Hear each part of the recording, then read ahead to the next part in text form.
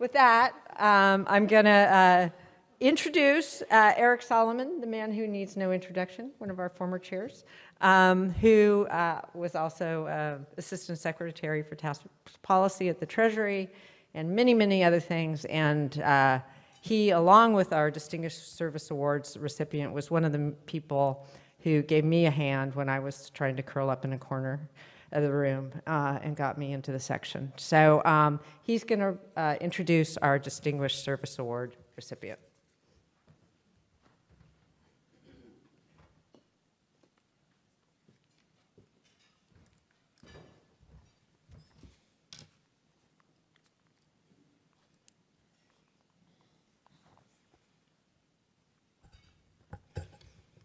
On behalf of the ABA Section of Taxation, it is an honor and a privilege for me to present to Karen L. Hawkins the Tax Section's Distinguished Service Award. Karen has enjoyed a long and varied and distinguished career that, in fact, did not initially involve tax law. Karen studied Elizabethan and Jacobean drama in college and contemporary American literature in graduate school.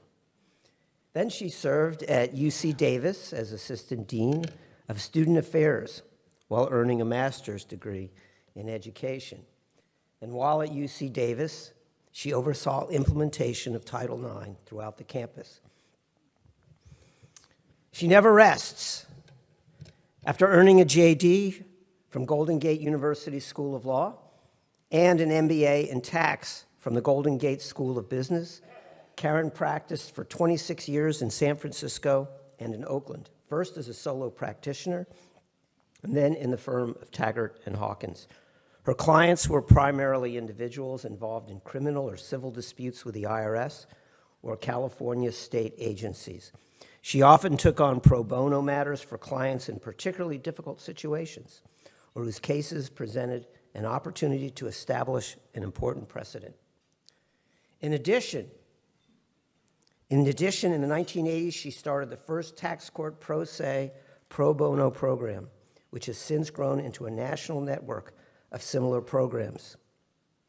Moreover, because she never sleeps, for many years she taught research and writing and tax at Golden Gate University. A notable example of her untiring energy and determination was Ewing versus Commissioner, a series of 3 cases over a period of 4 years, after which Karen ultimately prevailed upon Congress to confirm that the tax court had jurisdiction to hear Section 6015F cases, even in the absence of a statutory notice or collection due process notice. In 2009, Karen accepted the invitation of the IRS Commissioner to become director of the IRS Office of Professional Responsibility, a challenge she undertook because of her long-standing dedication to enhancing professionalism among tax practitioners. For 6.5 years, she crisscrossed the United States, making countless presentations to tax practitioners about their professional and ethical responsibilities. In 2012 and 2014, Karen was closely involved in amending Circular 230. And I thank her for that because she amended something that I had worked on and perhaps didn't get exactly right. So thank you, Karen. In addition, she was involved in IRS efforts to regulate unlicensed, unenrolled tax return preparers. Throughout her career, Karen has also provided invaluable service to several professional organizations, including the taxation section of the State Bar of California, and of course, the ABA Section of Taxation. She has received numerous awards, many awards, including the Tax Section's Pro Bono Award in 2004. Her service to the tax section culminated in a role as chair of the section in 2017-2018. My brief introduction does not do justice to Karen at all, and does not do justice to all of Karen's accomplishments. For more details about Karen's career, I recommend you read the biographical summary that is online and is also found at your table. For me, One word characterizes Karen: commitment. Karen exhibits the highest level of commitment to everything that she does, including the practice of tax law, supporting the integrity of our profession, teaching, pro bono activity, and service to professional organizations, including the ABA Section of Taxation. Karen, you are an inspiration to all of us, and we thank you for all of your service for so many years. Thank you so much, Karen. We are honored to present Karen L. Hawkins with the 2022 Distinguished Service Award. Karen?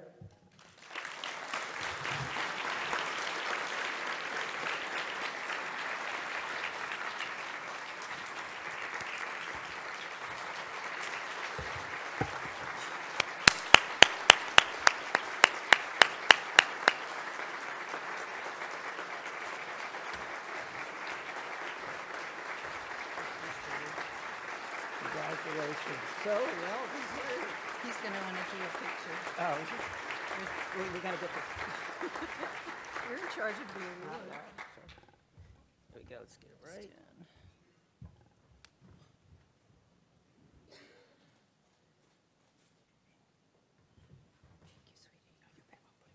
Yeah, that's fine.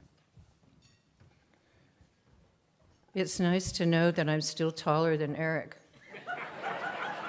It's not hard, but I'm still growing. Well, my doctors tell me I'm shrinking, but I was happy to see that I'm still a little taller than him.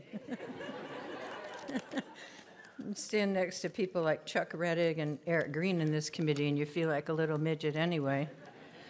That was a lovely introduction, Eric. Thank you so much. If you haven't noticed, I've got a little special table over here, so I'm going to talk about each of them just very briefly and how they've impacted me in my career. Eric, you heard a little bit about because he was the chair-elect when I was chair of the section. I did, for those of you who don't know, I'm the only person in the history of this section who did 2 stints as chair-elect because I left in the chair-elect position to go into the government. When I came back out, the section was gracious enough to ask me to come back into leadership, and I started at the chair-elect position. So if I didn't get it right, I guess nobody could. But he was a wonderful support, and I charged him with something that we've talked about with significance all session, all this whole weekend, and that was I charged Eric with rewriting and kind of giving a boost to the section's diversity, equity, and inclusion policies. It was a well-done document when it was done 4 or 5 years before that, but it needed an update and a reboot, and I charged him with that, and he took it on with such enthusiasm. I was so pleased.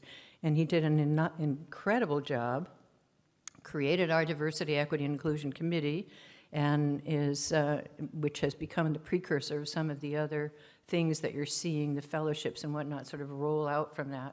So I'm very pleased to have had the opportunity to work with Eric in that capacity. And of course, he was a great chair too, but he was my big support guy.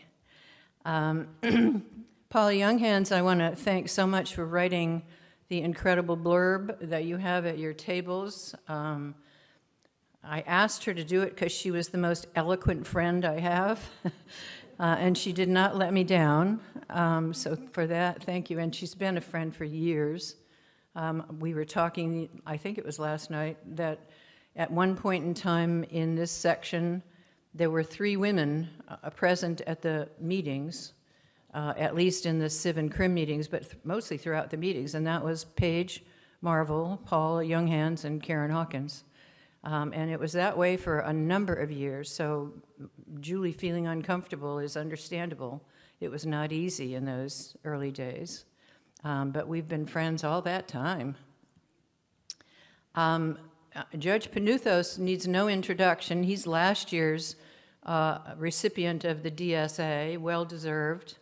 But he was very supportive of my activities in the pro se pro bono arena when I was just kind of a, single person out there in San Francisco trying to get things going. He and Judge Swift in particular were very supportive. And when Judge Colvin came on as chief judge and gave a little boost to that program, Peter stepped right up and helped to make it a national event, which I have been pleased to see stay in place for all these years.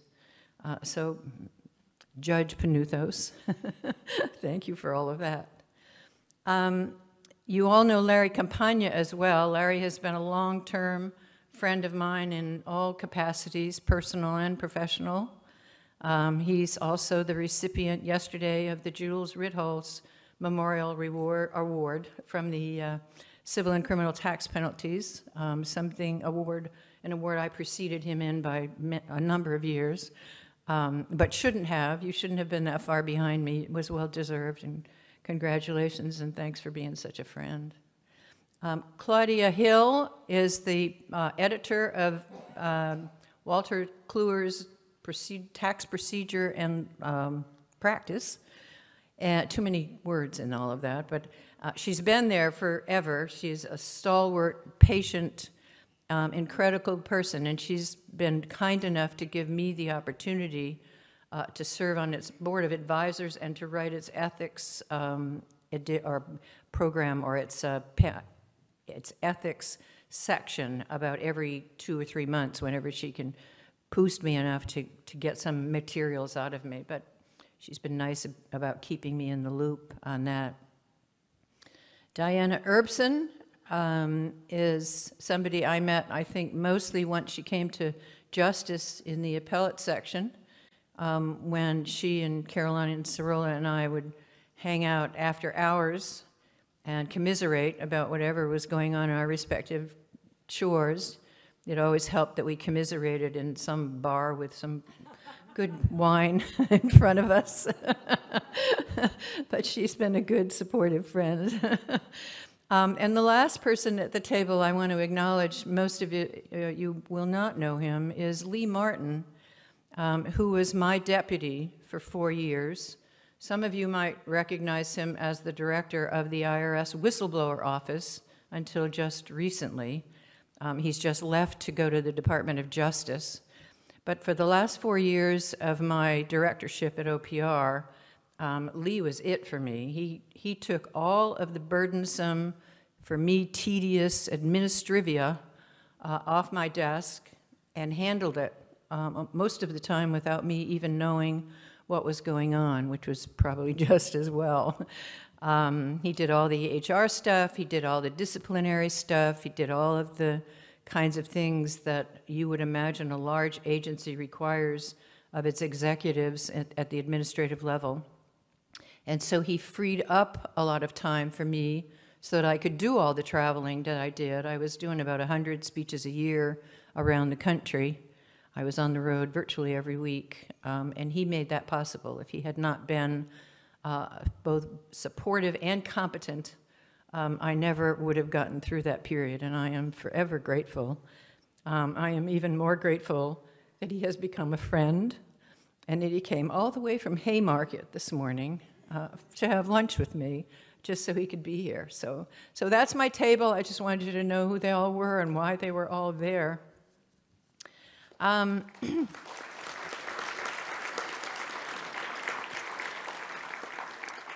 want to congratulate Karen. I was delighted that 2 Karens were getting these positive things happening to them. And I do think it's time for a new meme. I think Karen is the good guy in the room, not the bad guy any longer.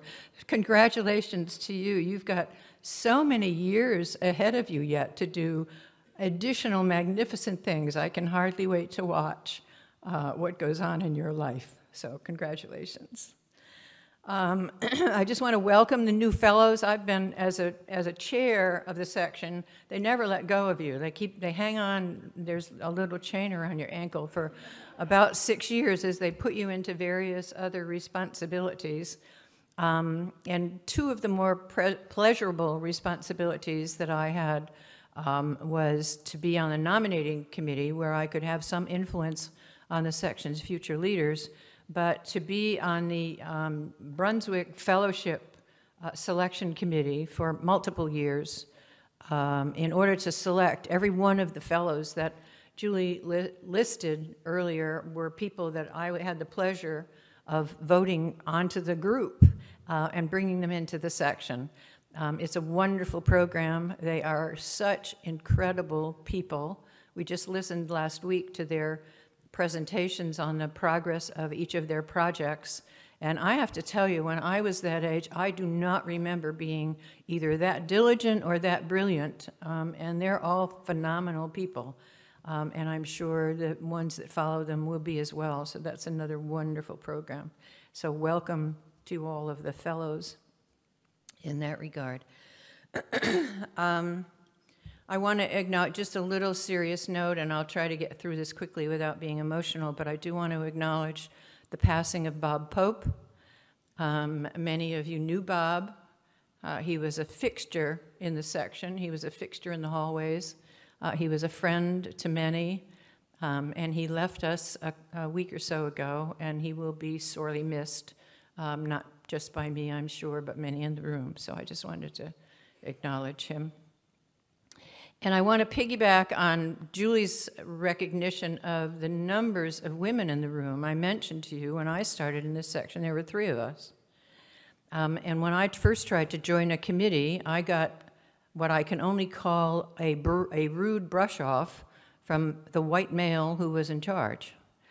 But I had the very good luck to then encounter other people who had different attitudes, who encouraged me to come back, because otherwise I would have taken a hike. I would have gone back to California and done whatever I was going to do.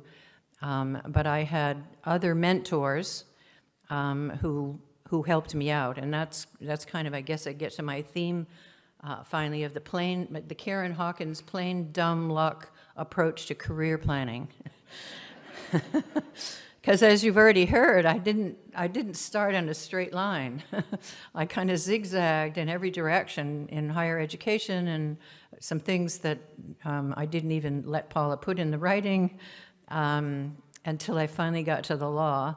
So it was a very circuitous route for me anyway. I came in as a 33-year-old, so I wasn't ready for anybody to hand me any nonsense with respect to the section. And I was ready to hit the ground running. I was not what I would call a briefcase carrier. I was going to be the person whose briefcase was carried. And I think all it took was being in the right place at the right time, with the right support and the right encouragement. And there were many, many, many people in the section who were very helpful to me in that regard. Some, unfortunately, who are no longer with us, the 2 most important of which were Jules Ritholtz and Harvey Sillett, both who decided in 1981 at my first ABA meeting that they were going to be my mentors. And it was good fun to have those 2 guys fighting over who was going to give you the most advice. But they were always there for me, and I hope that I always remembered their kindnesses and their willingness to be available, and tried to pay that back as I've come through the section and in the leadership with the rest of you. I want to also give a shout out to Marvin Garbas, who did the same thing a little later at the same time as Jules and Harvey. He brought me into some incredible cases that a small firm practitioner from California never would have seen in her lifetime if he hadn't had the confidence in me to bring me in on the cases and get me the experience. So he was another wonderful contributor. And I cannot close this recognition section without mentioning my law partner, and for many of you know, for many years, my life partner, Bill Taggart, who provided me for 25 years with incredible support for my practice. Let me do all the stuff that I did with the section, let me go to every meeting, let me do all the things that I needed to do to, I guess, distinguish myself in front of the profession, while he labored away, quite willingly, by the way. He's a little bit of a hermit in his office, but nevertheless, he was a wonderful support, and I do appreciate it. He actually called me last night to congratulate me, and I was really pleased about that. I'm going to take Julie's prerogative and make one commercial announcement, and that is my next project is I have become a founding member of the Tax Courts Historical Society. And I and my two colleagues, who are the co-founders, Michael Durney and Douglas Turney, went to the bank on Wednesday or Thursday afternoon and opened an account. And I'm officially the treasurer. So we've got a lot of little details, obviously, to work out: due structure, individuals, corporations, firms, whatever. So there's a bunch of stuff to be done, but I want to get it all on your radar because it's something that Judge Foley asked us to do before he left the chief judgeship, and we've been working on actually through the pandemic, but it's been really hard with COVID to get me into Washington to get my signature on a bank account, so that held things up. But I hope we'll be moving along. We want to consolidate all of that wonderful history that Judge Dawson had been telling us at court procedure meetings for so many years into one place in digital form. We want to consolidate and bring in other kinds of academic research and knowledge about the courts and put them all in one place and make it available to the membership. So that's the long-term goal. The short-term goal is we'd just like to get a few $100 in the bank account at the moment to get ourselves off the ground. So that's my little commercial pitch for today. If you're interested in kind of signing up to be a member, give me a business card, and as soon as we decide what the dues are going to be, I'll send you a bill. So I was going to say some more things just generically up here, but funny thing happened to me on the way to this meeting, and that is I ran into Judge Alito's draft opinion. And I just don't feel that when I have the microphone and a captive audience that I cannot not say something. And I apologize to those of you who might take offense, but I think things need to be said. I think there's enough being written about it now that we all know that it is probably the most unacademic, hostile opinion that's ever come out of the court. It's written from the position of privilege. It's vindictive, it's hostile, and it's not, more importantly, the tone for me was frightening when I read it. It was absolutely, as a woman, it scared me that someone with that much power could be that angry about women. And there's a lot, if you men haven't read the opinion that way, please go back and look at it. There is so much anger reeking from those pages that it sends chills up your spine. And it's not just about abortion. That happens to be the subject du jour, but the analysis and the focus is creating a fundamental threat to all individual rights that have any foundation in the 14th Amendment, whether it be same-sex marriage, contraception, LGBT community privileges, interracial marriage. All of the unenumerated rights are at risk if that opinion is released with the tone and the language that it currently has. It's disturbing to me, too, that he relies on some witch-burning misogynist from the 17th century to support his premises and foundations. It's just, it's anti-intellectual, and it's an insult to America's intelligence. I don't intend to be anybody's property for any purpose, and I'll be the last witch standing if I have to be.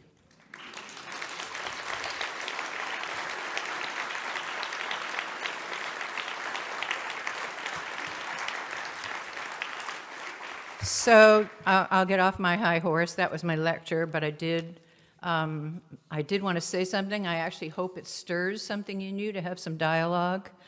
We must do something. We can't stop the decision, but we may be able to stop the tone of the decision, and that means a lot too. So thank you so much for this award. I can't tell you how heartwarming it is to be honored by my colleagues in this way with so many other wonderful people in my company that have preceded me. I love you all. Thank you.